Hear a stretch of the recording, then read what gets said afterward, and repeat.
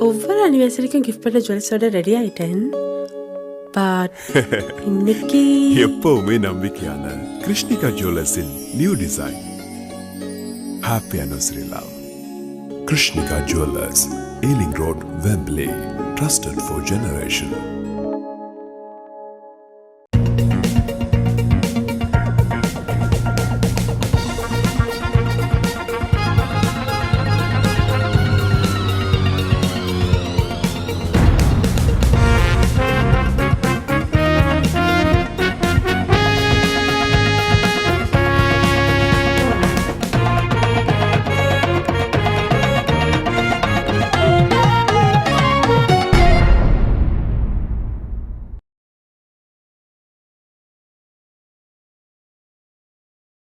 உறவுகள் அனைத்துலக உயிரோடை தமிழ் IELTS தமிழோடு இணைந்திருக்கிறீர்கள். உயிரோடை தமிழில் அன்றுகளே உலக நகர்வல் நிகழ்ச்சி. இன்றைய உலக நகர்வல் நிகழ்ச்சியில் பிரித்தானியாவிலிருந்து போரியல் ஆய்வாளர் அரசு அவர்கள் இணைக்கின்றார். வணக்கம் அரசு அவர்களே. வணக்கம் ராஜானி. அனைத்துலக உயிரோட தமிழ் உறவுகளுக்கு அன்பு கலந்த வணக்கம். இன்னொரு உலக நகர்வல் நிகழ்ச்சி இணைந்திருக்கின்றோம். நாங்கள் இன்று இஸ்ரேல் பலஸ்தீனத்துக்கு இடையிலான போர் தொடர்பான விடயங்களை பார்ப்போம். இந்த போர் கிட்டத்தட்ட 2 ஆண்டுகள் முடிவடைய இருக்கின்ற இந்த நேரத்தில் 62,000க்கும் மேற்பட்டவர்கள் இறந்திருக்கிறார்கள். அதில் அதிகமானவர்கள் குழந்தைகள், பெண்கள், வயது வந்தவர்கள்தான் அதிகமாக இறந்தவர்கள் என்று அந்த ஆதாரங்களையும் கூறிக்கொண்டு வருகின்றார்கள், வெளிப்படுத்தி கொண்டு வருகின்றார்கள். இனி அது மட்டும் இல்லாமல் உணவுக்காக கையேந்தி கொண்டு நிற்கின்ற அந்த பாத்திரங்களோடு கையேந்தி கொண்டு நிற்கிறவர்களை இஸ்ரேலியர்கள் குறிவைத்து வேண்டுமென்று அந்த குழந்தைகளையும் இளைஞர்களையும் ட்ரோன் மூலம் தாக்குதல் நடத்தி கொண்டிருக்கின்றது. ஆனால் இப்போது வருகின்ற செய்திகளை பார்க்கும் பொழுது ஒரு நல்ல ஒரு சமிக்கை காண்பிப்பது போல் தெரிகிறது. என்னவென்று சொன்னால், போர் நிறுத்தம் 60 நாட்களுக்கு போர் நிறுத்தத்துக்கு ஒப்புதல் வழங்கியிருப்பதாக செய்திகள் வருகின்றது. இந்த போர் நிறுத்தம் தொடர்பாக நீங்கள் என்ன அறிகிறீர்கள் என்று கூறுவீர்களா? உண்மைதான். என்னென்று சொன்னால், இதுவரை காலமும், அதாவது முதலில் உங்களுக்கு தெரியும், போர் நிறுத்தத்தை கடந்த மார்ச் மாதத்தில் கொண்டு வந்திருந்தார்கள்.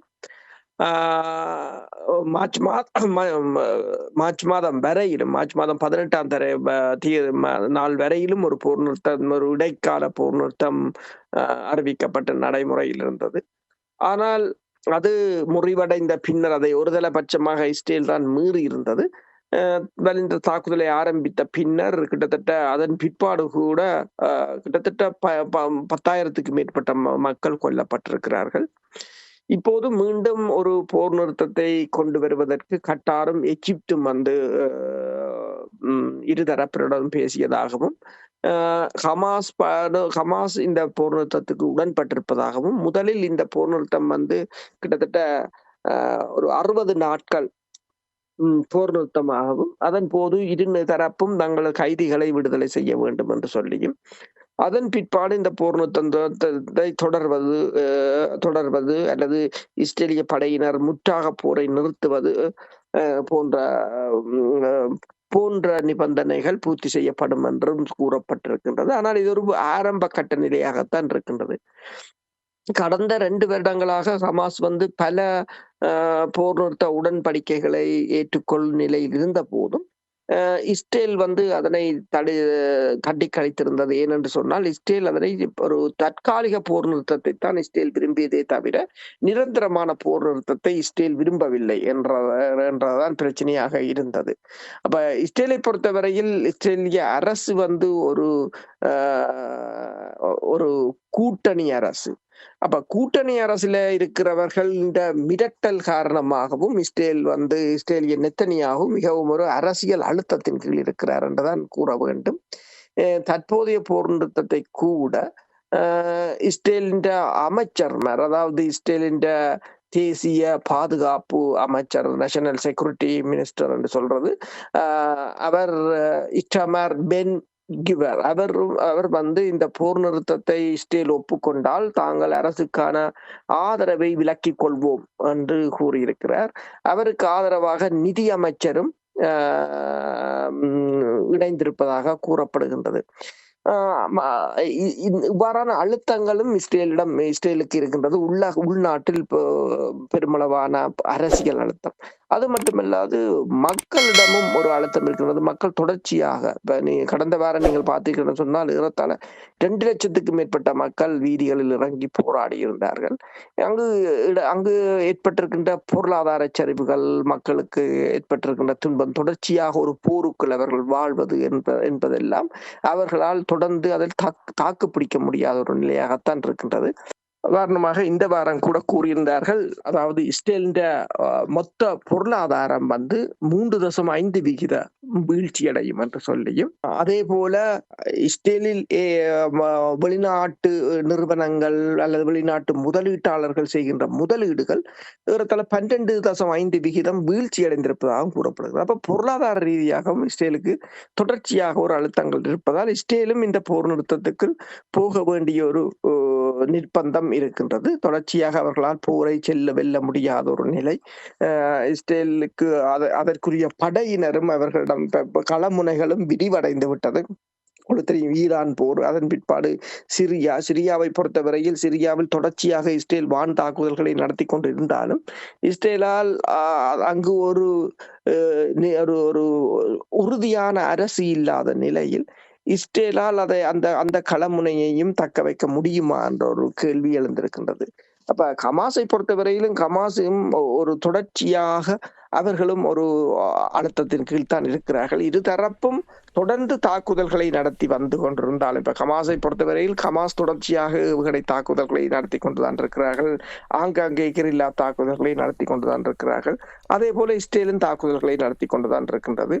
ஆனால் இந்த போர் கிட்டத்தட்ட 2 வருடங்களை அண்மித்து கொண்டிருக்கின்ற இந்த நிலையில் தற்போது ஒரு போர் நிறுத்தத்துக்கு இருதரப்பும் உடன்படுவது போன்ற சமிக்கைகள் தான் அங்கு காணக்கூடியதாக இருக்கின்றது. ஹமாஸை பொறுத்தமட்டில் வேறு வழி இல்லை என்று நீங்கள் நம்புகிறீர்களா? ஏன் நான் அவ்வாறு கூறுகிறேன் என்றால், உங்களுக்கு தெரியும், சமீபத்தில் இஸ்ரேல் அறிவித்திருந்தது முழு காசா நிலப்பரப்பையும் தங்களுடைய கட்டுப்பாட்டுகள் கொண்டு வந்து தொடர் தாக்குதலை நடத்தப் போகிறார்கள். அதுவும் குறிப்பாக ஒரு பகுதி மட்டும்தான் இன்னும் தாக்குதல் நடத்த இருக்கின்றது. அப்போ அவர்களுடைய ஊகம் என்னவென்று சொன்னால், அந்த பகுதிக்குள் தான் இந்த கைதிகளும் இருக்கிறார்கள் என்று அவர்கள் கூறுகிறார்கள். அப்படி என்று சொன்னால் நிச்சயமாக இவர்கள் தொடர் தாக்குதலை நடத்தினால் அங்கே கைதிகளும் இறக்கப்படுவார்கள். அதே நேரத்தில் ஹமாஸும் பாரிய பின்னடைவை எதிர்நோக்கும் என்றொரு ஊகம் இருப்பது போல் தெரிகிறது. அந்த நிலையில் தானே ஹமாஸ் இந்த போர் நிறுத்தத்துக்கு ஒப்புக்கொண்டிருக்கிறார்கள். ஹமாஸை பொறுத்தவரையில் அங்கு இருக்கின்ற மக்களின் இழப்புகள் தொடர்ச்சியாக, அதாவது கடந்த 22 மாத போரில் இஸ்ரேல் ஏறத்தாழ எல்லா வகை, அதாவது உணவை ஆயுதமாக, நீரை ஆயுதமாக, மருத்துவத்தை ஆயுதமாக, தொடர்ச்சியான குண்டு வீச்சுக்கள் என்று சொல்லி அந்த மக்கள் கடந்த 22 மாதங்களாக தொடர் துன்பங்களை அனுபவித்துக் கொண்டிருக்கிறார்கள். அது அந்த மக்களின் துன்பங்களும் ஹமாஸுக்கு ஒரு அழுத்தமாக இருக்கலாம். தாக்குதல்களை பொறுத்தவரையில் இந்த வாரம் கூட ஹமாஸின் ஹுசாம் படை பிரிகேடாக இருக்கலாம், அல்லது பலஸ்தீனியன் இஸ்லாமிக் ஜிஹாட் என்ற PIJ என்ற அமைப்பாக இருக்கலாம். அவர்கள் இந்த வாரமும் தாக்குதல்களை நடத்தி இருக்கிறார்கள். இப்ப PIJ என்ற அல் கட் பிரிகேட் தாங்கள் இஸ்ரேலின் காசா நகரத்தில் இருக்கின்ற இஸ்ரேலின் கட்டளை மையத்தின் மீது மோட்டார் தாக்குதல்களை நடத்தியதாக கூறுகிறது. ஹமாஸ் படையினர் ஹமாஸின் ஹுசாம் பிரிகேட் தாங்கள் இஸ்ரேலின் ரோந்து படையணியினர் மீது தாக்குதல்களை நடத்தியதாகவும் அவர்கள் இழப்புகளுடன் காயமடைந்தவர்களை இறந்தவர்களையும் ஏற்றிக்கொண்டு பின்வாங்கியதாகவும் கூறப்படுகின்றது. அதே சமயம் இஸ்ரேல் தெரிவித்திருக்கின்றது காசா பகுதியில் இருந்து ஏவுகணை ராக்கெட்டுகளை ஏவியதாகவும் தாங்கள் அதாவது இடைமறிப்பு ஏவுகணைகளின் மூலம் அதனை தாக்கி அளித்ததாகவும் கூறுகின்றது. இப்ப நிலைமையை பார்த்தீர்கள் என்று சொன்னால் தொடர்ச்சியாக தாக்குதல்களை நடத்தும், அதாவது ராக்கெட் தாக்குதல்களோ பதுங்கி தாக்குதல்களையோ மோட்டார் தாக்குதல்களையோ நடத்தும் நிலையில் தான் ஹமாஸ் அமைப்பினர் அங்கு இருக்கிறார்கள். நீங்கள் கூறுவது போல அவர்களுக்கும் ஒரு அழுத்தமாக இருக்கலாம். இப்ப காசாவை பொறுத்தவரையில் மிகவும் ஒரு சிறிய பகுதி, கிட்டத்தட்ட யாழ்குடா நாட்டின் 3/1 பகுதியாக பார்க்கலாம். அவ்வளவு ஒரு சிறிய பகுதி, அதற்குள் இருந்து சமாளிப்பு என்பது மிகவும் கடினமான விடயங்கள். என்னென்று சொன்னால் சப்ளை, உணவோ மருந்தோ அல்லது ஆயுதங்கள் விநியோகங்களோ அவர்களுக்கு கடினமாக இருந்தாலும் கடந்த 22 மாத போரில் அவர்கள் தாக்கு பிடித்திருக்கிறார்கள். இப்ப இஸ்ரேலை பொறுத்தவரையில் இஸ்ரேல் முழுமையாக அதனை கைப்பற்றுவது உண்மையில் ஹமாஸை அழிப்பதற்காகவா அல்லது அங்குள்ள மக்களை அங்கிருந்து அகற்றுவதற்காகவா? இப்ப அதாவது அமெரிக்காவில் இருக்கிற நிறுவனங்கள் இஸ்ரேலிய மக்களை அந்த ஆப்பிரிக்க நாடுகளில் குடியேற்றுவதற்குரிய ஒரு திட்டத்தை வகுத்திருப்பதாகவும் அதற்கான ப்ரொஜெக்டில் அவர்கள் ஒர்க் பண்ணி கொண்டிருப்பதாகவும் கூறப்படுகின்றது. அதே நேரம் ட்ரம்ப் கூறியிருக்கின்றார் என்னென்று சொன்னால், இந்த இஸ்ரேலின் காசா பகுதி மீதான தாக்குதலின் விரிவாக்கம் என்பது ஹமாஸை முற்றாக அழிப்பதற்கான விரிவாக்கமாகத்தான் இது இருக்கும் என்றும் கூறியிருக்கின்றார். நெத்தனியாகு கூறுவதும் அதுதான். அதாவது போர் நிறுத்தம் நிரந்தரமாக போர் நிறுத்தம் அங்கு ஒரு அரசு நிறுவப்படுமாக இருந்தால் அதில் ஹமாஸ் அமைப்பினர் பங்கேற்க முடியாது என்று சொல்லியும் ஹமாஸின் ஆயுதங்கள் முற்றாக களையப்பட வேண்டும் என்றும் கூறுகிறார்கள். ஆனால் ஹமாஸை பொறுத்தவரையில் தாங்கள் அதில் அதாவது ஆயுதங்களை கையளிப்பதற்கோ அல்லது அரசாட்சியில் இருந்து பின்வாங்குவதற்கோ தாங்கள் தயாரில்லை என்று அவர்கள் தெரிவித்துக் கொண்டிருக்கிறார்கள். தொடர்ச்சியாக இந்த போரை நடத்துவது என்பது ஒரு மிகப்பெரிய ஒரு அழிவை மக்களுக்கு ஏற்படுத்தும். அதாவது நீங்கள் கூறியது போல ஹமாஸ் படையினர் ஹமாஸை முற்றாக அழிக்க, அதாவது ஒரு பகுதி தான் மிச்சமாக இருக்கிறது என்று சொன்னால், இஸ்ரேல் ஏற்கனவே எல்லா பகுதிகள் மீதும் தாக்குதல் நடத்தியிருக்கிறது. கிட்டத்தட்ட 80% கட்டிடங்கள் அங்கு சேதமாகி இருக்கின்றன. மக்கள் பெரும்பாலானவர்கள் கூடாரங்களில் தான் தங்கி இருக்கிறார். மேலும் தாக்குதல் விரிவாகினால் பொதுமக்களின் இழப்புகள் மிகவும் அதிகரிக்கும் என்றது. கிட்டத்தட்ட நீங்கள் பார்த்தீங்கன்னு சொன்னால் 62,000 பேர் இறந்ததாக கூறினாலும் 150,000க்கு மேற்பட்டவர்கள் காணாமல் போயுள்ளதாக கூறப்படுகிறது. இடிபாடுகளுக்கு இருக்கலாம் என்று கூறப்படுகிறது. பொதுமக்களுக்கு இழப்பு வந்தால் அதில் எந்த ஒரு பிரச்சனையும் இல்லை தானே அவர்களுக்கு. இதுவரையில் பொதுமக்களுக்கு இழப்பு வரும் என்று ஏதாவது கவனமாக கையாண்டார்களா? இல்லையே, அவர்களுக்கு அதை பற்றி எந்த ஒரு பிரச்சனையும் இல்லை. இன்னும் ஒரு கேள்வி என்னவென்றால், ஹமாஸ் இந்த போர் ஒப்பந்தத்துக்கு புதல் வழங்கியிருந்தாலும் நிச்சயமாக இஸ்ரேல் அங்கே நிறைய குழப்பங்கள் இருக்கும். அவர்கள் ஒரு நிபந்தனையோடு தான் இதுக்கு வருவதற்கான வாய்ப்புகள் இருக்கிறது. அது தொடர்பாக என்ன அறிந்தீர்கள்? இஸ்ரேல் இதுவரையிலும், அதாவது இஸ்ரேலின் நிபந்தனை என்னவென்று சொன்னால், அவர்கள் அந்த முழு கைதிகளையும் விடுதலை செய்ய வேண்டும். இது ஒரு தற்காலிக போர் நிறுத்தம் என்பதைத்தான் அவர்கள் வலியுறுத்துகிறார்கள். ஹமாஸ் கூறுகிறது நிரந்தரமான போர் நிறுத்தம் வேண்டும், அடுத்ததாக இஸ்ரேலிய படையினர் முற்றாக வெளியேற வேண்டும் என்று.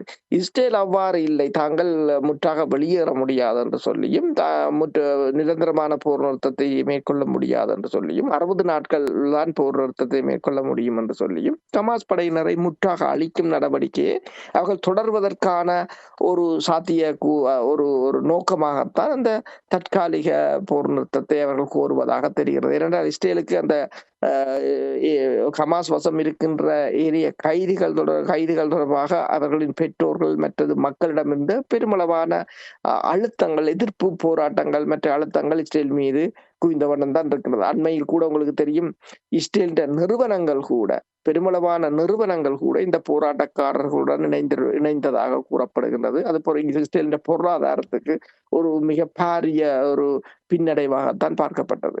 இஸ்ரேலும் கூட சர்வதேச நாடுகளினுடைய அழுத்தத்தை மிகவும் மோசமாக எதிர்நோக்க வேண்டிய ஒரு நிலைமை ஏற்பட்டிருக்கின்றது. நாங்கள் ஏற்கனவே பார்த்திருக்கின்றோம், 18 நாடுகளுக்கு கிட்ட பலஸ்தீனத்தை அங்கீகரிக்க போகின்ற விடயங்கள் நாங்கள் ஏற்கனவே பார்த்திருக்கிறோம். இருந்தாலும் கூட ஆஸ்திரேலியா மீது, பிரான்ஸ் மீது இஸ்ரேல் மிகவும் சீற்றம் கொண்டிருப்பதாகவும் அவர்களுக்கிடையில் ராஜதந்திர முறுகல் ஏற்பட்டிருப்பது போல் தெரிகின்றது. என்ன அவதானிக்கிறீர்கள்?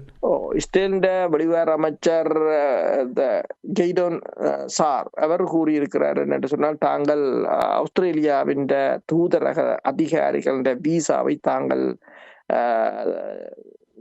அதாவது நிறுத்தி இருப்பதாகவும் கூறியிருக்கிறார்கள். அது ஏன் என்று சொன்னால், ஆஸ்திரேலியாவின்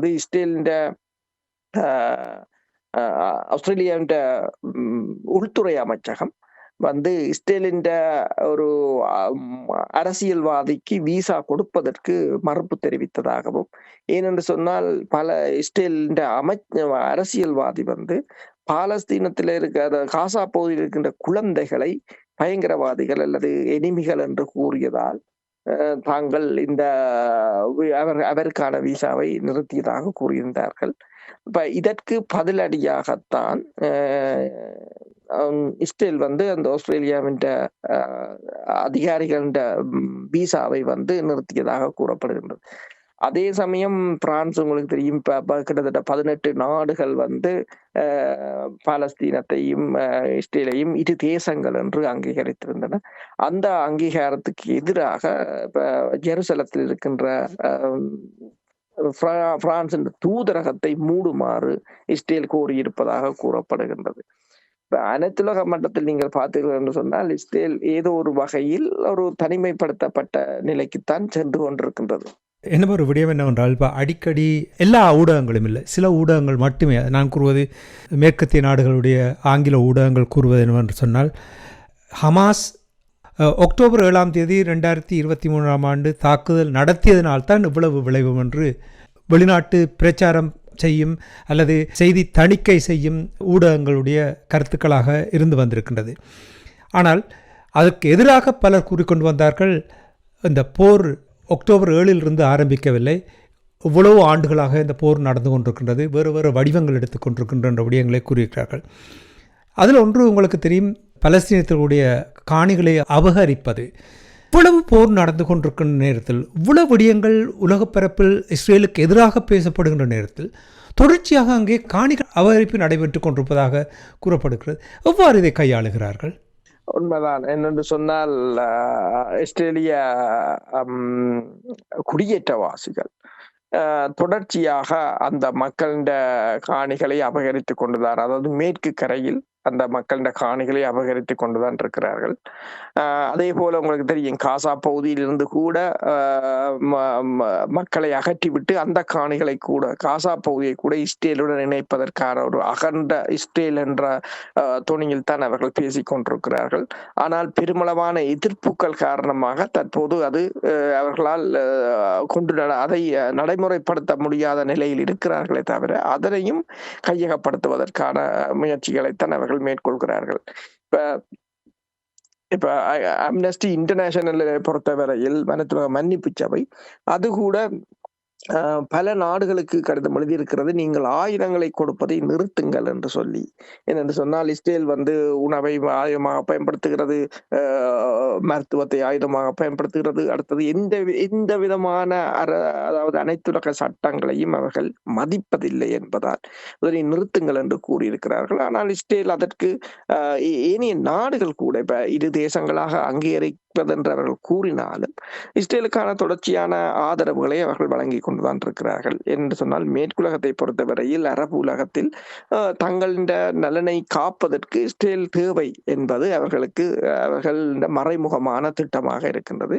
ஆனால் தற்போதைய நிலை உங்களுக்கு தெரியும், அதாவது உக்ரைன் போரில் டொனால்ட் ட்ரம்ப் எடுத்திருக்கின்ற முடிவு, அடுத்தது வரிகள் தொடர்பாக டொனால்ட் ட்ரம்ப் எடுத்திருக்கின்ற முடிவு, இதற்கு ஒரு பதிலடியாகத்தான் பாலஸ்தீன மக்களை தாங்கள் ஆதரிப்பதாக கூறுகிறார்கள். அப்ப நீங்கள் பார்த்தீங்கன்னு சொன்னால், நீங்கள் சொன்னது போல அந்த காணிகளை அபகரிப்பது என்பது, அதாவது கிட்டத்தட்ட ஏறத்தாழ 1000 பேர் இந்த அக்டோபர் 7ஆம் தேதிக்கு பிறகு கடந்த 22 மாதத்தில் மேற்கு கரையில் இறந்திருக்கிறார்கள். ஆனால் அங்கு போர் நடக்கவில்லை. போர் காசா பகுதியில் தான் நடந்தது. தாக்குதலும் காசா பகுதியில் வந்தது ஹமாஸ் படையினர் தான் நடத்தினார்கள். மேற்கு கரை பகுதியில் இருப்பது வேறு அரசு, அது பாலஸ்தீன அரசு இருந்த போதும் அங்கும் தொடர்ச்சியாக இவர்கள் தாக்குதல்களை நடத்துவது, படை நடவடிக்கைகளை மேற்கொள்வது, குடியேற்றவாசிகள் மூலம் நிலத்தை அபகரிப்பது என்பது தொடர்ச்சியாக மேற்கொள்ளப்பட்டு கொண்டுதான் வருகின்றது. இப்ப பாலஸ்தீன ரெஃப்யூஜி அமைப்பு என்று சொல்றது, அதாவது இந்த ஐக்கிய நாடுகள் சபையின் அமைப்பு UNRWA, அது கூட சொல்கிறது இப்போது காசா பகுதியில் இருக்கின்ற குழந்தைகள் கடந்த 1 வருடங்களாக பாடசாலைக்கு செல்லவில்லை என்று சொல்லியும், அவர்களுக்கு பாடசாலைக்கு செல்வதை விட உணவை, குடிநீரை, உணவை தேடுவது, தாக்குதல்களில் இருந்து தங்களை பாதுகாப்பது போன்ற நடவடிக்கைகளைத்தான் அவர்கள் ஈடுபட்டு வருகிறார்கள் என்று சொல்லியும், இப்போது அவர்களை பள்ளிக்கூடம் அனுப்புவதற்கான வேலைகளை தாங்கள் ஆரம்பிக்க வேண்டும் என்று கூட கூறியிருக்கிறார்கள். ஆனால் இந்த தற்போதைய உலக ஒழுங்கில் இந்த மனிதாபிமானம், மனித உரிமைகள் என்றெல்லாம் பேசுகின்ற இந்த உலக ஒழுங்கில் இந்த அதாவது கண்ணுக்கு முன்னே இவ்வாறான வன்முறைகளும் மனித உரிமை மீறல்களும் அடிப்படை உரிமை மீறல்களும் இடம்பெற்று கொண்டு வருகின்ற போதும் யாராலும் எதையும் தடுத்து நிறுத்த முடியாத நிலைத்தான் இருக்கின்றார். மிக மிக மிக அரிதாக பிபிசி நிறுவனம் சில செய்திகளை விடுவார்கள்.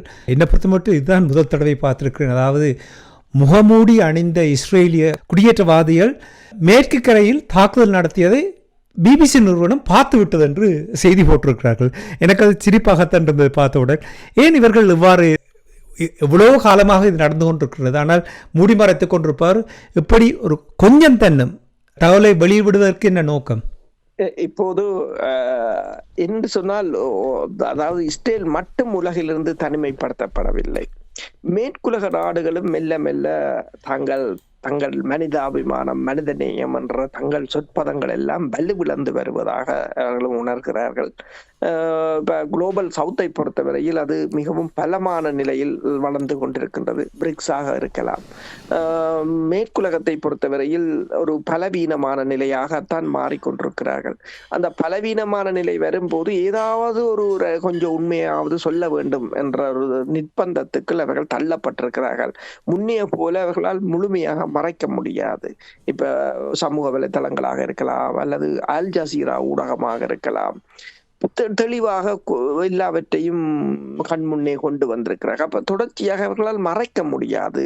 மற்றது நம்பிக்கையையும் இழந்து கொண்டிருக்கிறார்கள்.